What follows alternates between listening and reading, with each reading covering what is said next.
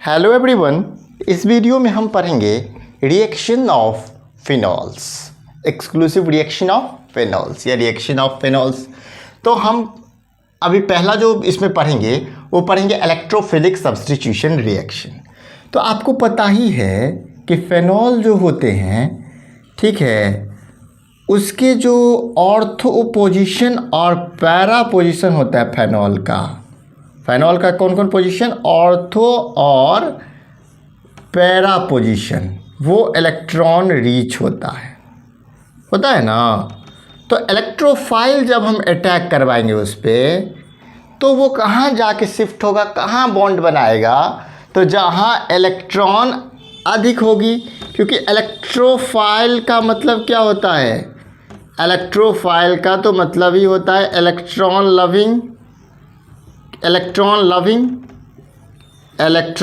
Plus loving, यानी कि electron जिसे पसंद हो इलेक्ट्रॉन से, ठीक है, इलेक्ट्रॉन लविंग। तो जहाँ पे इलेक्ट्रॉन अधिक होगा जिस भी जगह पे, वहाँ जा कर के ये इलेक्ट्रोफाइल बॉन्ड बना लेगा। तो जब इसको इलेक्ट्रोफाइल के साथ रिएक्ट करते, ये हम रेजोनेंस जब देखे थे तब देखे थे कि जो है वो इलेक्ट्रॉन रिच दो ही पोजीशन पे होता है, ऑर्थो पे या पैरा पे, मेटा पे तो नहीं होता, ठीक है। तो मेटा पे ये बॉन्ड भी नहीं बनाता। तो इसका दो तरह का बॉन्ड बनता है, एक बनता है ऑर्थो डायरेक्टिंग ग्रुप और एक पैरा डायरेक्टिंग ग्रुप, ठीक है। अब ये आपका हो गया क्या, फिनॉल, ठीक है, ये फिनॉल हो गया। अब यहाँ पे इलेक्ट्रोफाइल एक यहाँ अटैच होगा पैरा पोजीशन पे, और एक इलेक्ट्रोफाइल अटैच होगा ऑर्थो पोजीशन पे, एक इलेक्ट्रोफाइल पैरा पोजीशन पे और एक इलेक्ट्रोफाइल ऑर्थो पोजीशन पे अटैच होगा। तो एक जो बनेगा वो आपका मेजर बनेगा, पैरा वाला जो है वो मेजर बनेगा, और ऑर्थो वाला जो बनेगा वो माइनर बनेगा, ठीक है। ये बात आपको पता हो गया। यही है इलेक्ट्रोफिलिक सब्स्टिट्यूशन रिएक्शन, इस तरह से होता है। इसमें ही हम पढ़ेंगे नाइट्रेशन। क्या पढ़ेंगे, नाइट्रेशन। वो थोड़ा बहुत ही अच्छे से पढ़ना है नाइट्रेशन। तो स्टार्ट करते हैं नाइट्रेशन को। तो देखिए नाइट्रेशन, इसमें क्या होता है, तो जब फेनॉल को, ठीक है, फेनॉल को क्या करते हैं, डाइल्यूट HNO3 के साथ, फिनॉल को डाइल्यूट HNO3 के साथ रिएक्ट करते हैं, फेनॉल है। अब इसको किसके साथ करेंगे, डाइल्यूट HNO3 के साथ करेंगे, डाइल्यूट HNO3 के साथ रिएक्ट करेंगे, ठीक है। 293 केल्विन टेम्परेचर पे, 293 केल्विन टेम्परेचर पे। तो NO2 ग्रुप अटैच होगा आपका ऑर्थो पोजीशन पे, और एक NO2 ग्रुप अटैच होगा पैरा पोजीशन पे, ठीक है। ये दो तरह का बनेगा। जो ऑर्थो वाला होगा वो माइनर होगा, ऑर्थो पे जो NO2 ग्रुप अटैच होगा वो माइनर होगा, और पैरा वाला मेजर होगा। ये बात तो पता ही है आपको। इसका नाम है पैरा नाइट्रोफेनॉल, इसका कॉमन नाम कह सकते हैं पैरा नाइट्रोफेनॉल, और इसका है आपका ऑर्थो नाइट्रोफेनॉल। क्या नाम है इसका, ऑर्थो नाइट्रोफेनॉल, ठीक है। अब ये जो है आपका, ये लेस वॉलेटाइल होता है। पैरा वाला जो होता है वो कैसा होता है, लेस वॉलेटाइल होता है, और ऑर्थो वाला जो है वो मोर वॉलेटाइल होता है, मोर वॉलेटाइल होता है, ठीक है। अब ये बात आप समझ में आ गया। अब अगर हम डाइल्यूट HNO3 के साथ रिएक्शन हो रहा है तो इस तरह का प्रोडक्ट बनाता है। अब अगर कॉन्सनट्रेटेड नाइट्रिक एसिड के साथ अगर हम फेनॉल का रिएक्शन करवा दें तो क्या होगा, ठीक है। ये तो समझ गए डाइल्यूट HNO3 के साथ। कॉन्सनट्रेटेड HNO3 के साथ, कॉन्क HNO3 के साथ जब इसका रिएक्शन होता है, ठीक होता है ना, तो ये ऑर्थो पोजीशन पे और मेटा पोजीशन पे जो जो जगह खा सब पे NO2 ग्रुप अटैच कर देता है। एक NO2 यहाँ, एक NO2 यहाँ, एक NO2 यहाँ, एक NO2 यहाँ, और यहाँ पे तो OH है, फेनॉल है, चूँकि ये OH अटैच है।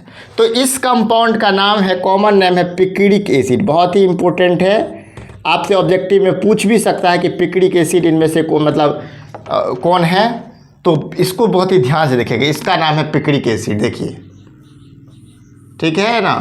फेनॉल है आपका, फेनॉल के, ये आपका है फेनॉल, इसके 2, 3 नहीं 4, 5 नहीं 6 पोजीशन पर NO2 ग्रुप अटैच है, तो उसका नाम है आपका पिक्रिक एसिड। क्या नाम है इसका? Picric acid. और IUPAC ने पूछे तो क्या है? Phenol 2,4,6 tri nitro phenol, 2,4,6 tri nitrophenol, ये है पिक्रिक एसिड। समझ में आ गया इसके बारे में? इसको अच्छे से कॉपी में नोट कीजिएगा, अलग से इसका नाम लिख लीजिएगा। तो जब कॉन्सनट्रेटेड HNO3 के साथ कर देते ये तो फॉर्म हो जाता है, बट आज ऐसे जो है वो इसको प्रिपेयर नहीं किया जाता। अब जो आजकल के टाइम में जो इसका पिक्रिक एसिड को प्रिपेयर करने का जो तरीका है वो थोड़ा सा बदल गया। देखिए कैसे होता है। सबसे पहले फेनॉल है, फेनॉल को क्या करते हैं हम लोग, कॉन्सनट्रेटेड सल्फ्यूरिक एसिड के साथ रिएक्ट करते हैं 373 केल्विन टेम्परेचर पर, ठीक है, 373 केल्विन टेम्परेचर पर करते हैं। तो फिर क्या किस चीज़ का फॉर्मेशन होता है, तब जा कर के फेनॉल 2,4 डाइसल्फोनिक एसिड का फॉर्मेशन होता है। फेनॉल 2,4 डाइसल्फोनिक एसिड का फॉर्मेशन होता है। किस चीज़ का फॉर्मेशन हो गया? फिनॉल 2,4 डाइसल्फोनिक एसिड, फिनॉल 2,4 डाइसल्फोनिक एसिड का फॉर्मेशन हो गया, ठीक है। जब इसको हम कॉन्सनट्रेटेड HNO3 के साथ रिएक्ट करते हैं, नाइट्रिक एसिड के साथ रिएक्ट करते हैं, तब जाकर के पिक्रिक एसिड का फॉर्मेशन होता है, ठीक है। फेनॉल सेकेंड पोजीशन पर NO2 ग्रुप, थर्ड नहीं फोर्थ पर, और फोर्थ नहीं फिफ्थ पर। मेटा पे अटैच नहीं होगा, ऑर्थो पे, पैरा पे। तो ये आपका क्या हो गया, इसी का नाम है पिक्रिक एसिड 2,4,6 ट्राई नाइट्रोफेनॉल, ठीक है। कोई दिक्कत समझ में आ गया होगा। यही आपका क्या है, नाइट्रेशन, ठीक है। अब दूसरा हम देखेंगे क्या, तो हेलोजिनेशन देखेंगे। क्या देखेंगे दूसरा? हेलोजिनेशन देखेंगे। ये तो सबके कॉपी में नोट्स हो गया होगा। अब दूसरा देखते हैं हेलोजिनेशन। क्या देखते हैं हम लोग?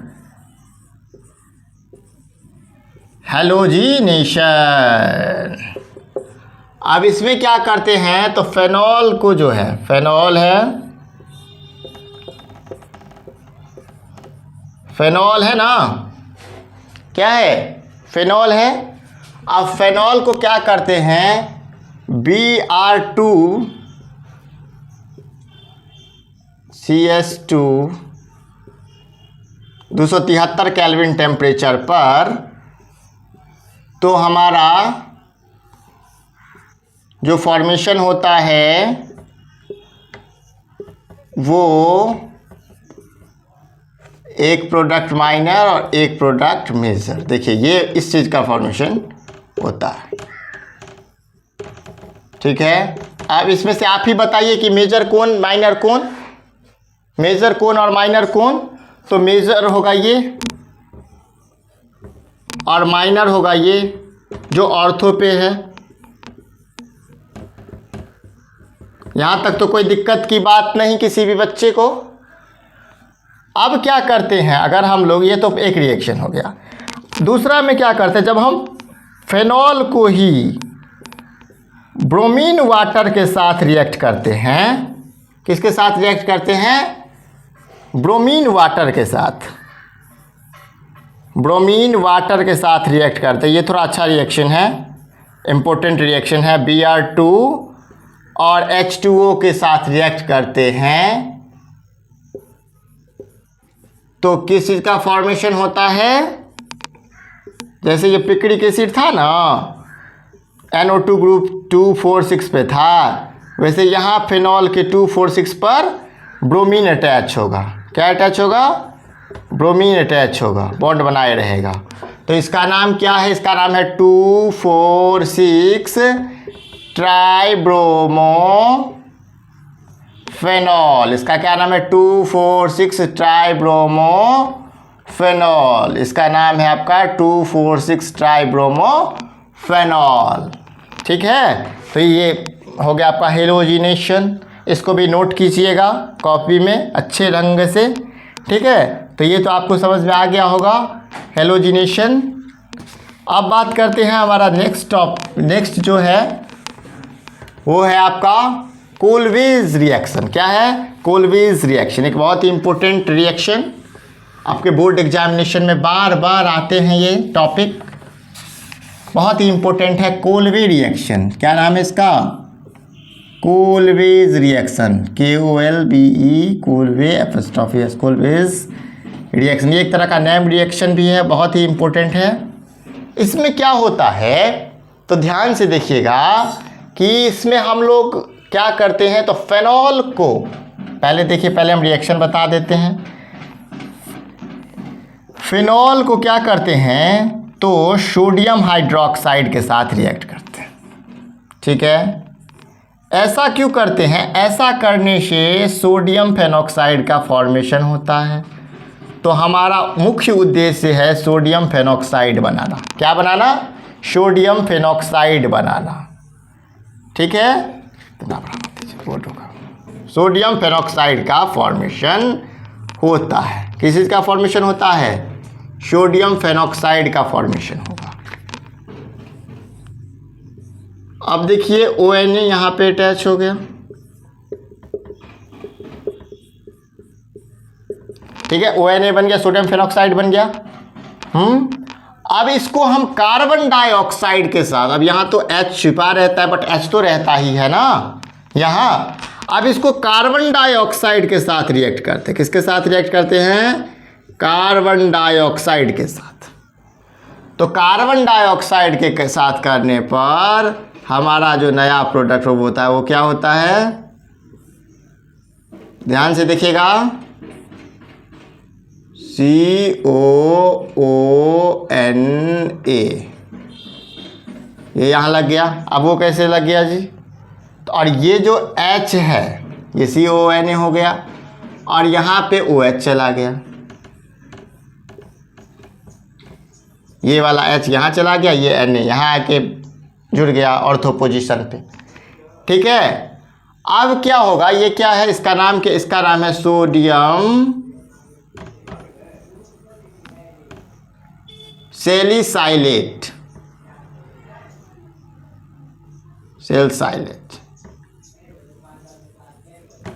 अब इसका क्या करते हैं तो इसमें से हम इसका क्या करते हैं तो एसिडिफिकेशन करते हैं। क्या करते हैं? एसिडिफिकेशन करते हैं HCl के साथ।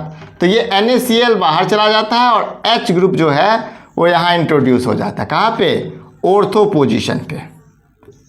तो देखिए अब ऑर्थो पोजीशन पे COOH लग गया, पैरा पोजीशन पे OH है। तो इसका नाम क्या है? इसका नाम है salicylic acid.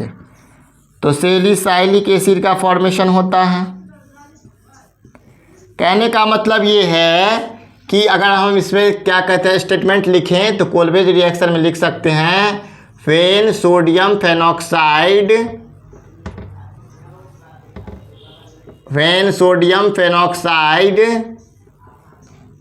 is treated with carbon dioxide, when sodium phenoxide is treated with carbon dioxide, when sodium phenoxide is treated with carbon dioxide, when sodium phenoxide is treated with carbon dioxide followed by acidification, followed by acidification, followed by acidification, then salicylic acid is form. किस चीज़ का formation होता है? Salicylic acid का formation होता है। किस reaction के अंतर्गत? कोलवेज रिएक्शन में जो फाइनल प्रोडक्ट बनता है वो क्या? Salicylic acid. तो this reaction is known as Kolbe reaction.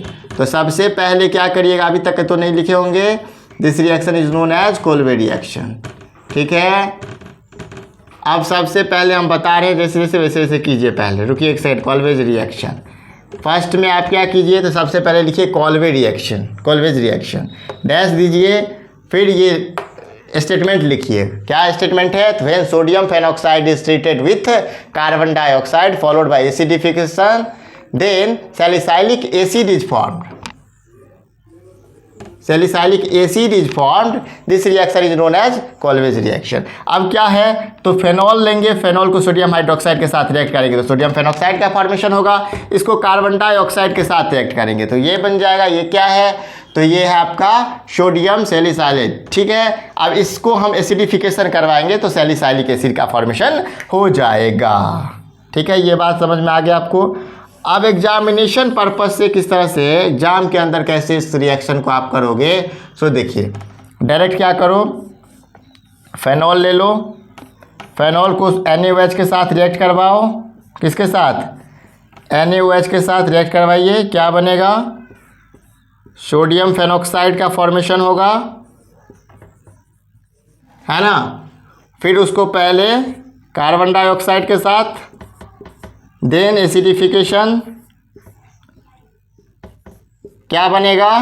Salicylic acid. ये रिएक्शन क्या है?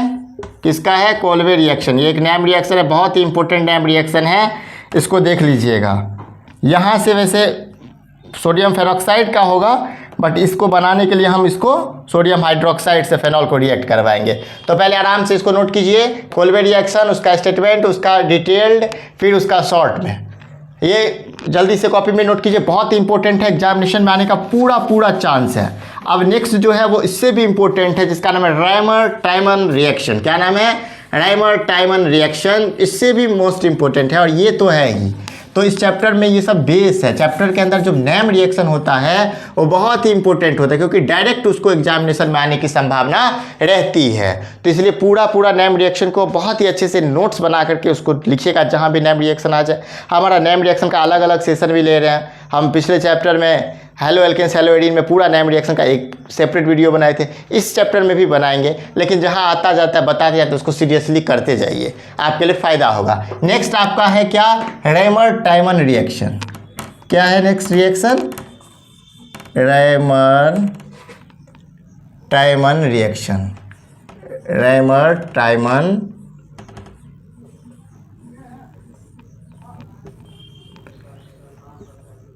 रिएक्शन। अब इस रिएक्शन में क्या होता है, सो जरा देखिएगा। रायमर-टाइमन रिएक्शन में क्या होता है, तो यहाँ पे क्या होगा, तो फेनॉल को रिएक्ट करवाते हैं सबसे पहले क्लोरोफॉर्म के साथ। किसके साथ रिएक्ट करवाते हैं फेनॉल को?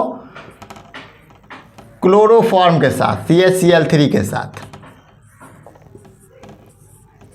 जब फेनॉल को क्लोरोफॉर्म के साथ रिएक्ट करते हैं NaOH के उपस्थिति में, सोडियम हाइड्रोक्साइड बेस की उपस्थिति में, तो क्या होता है,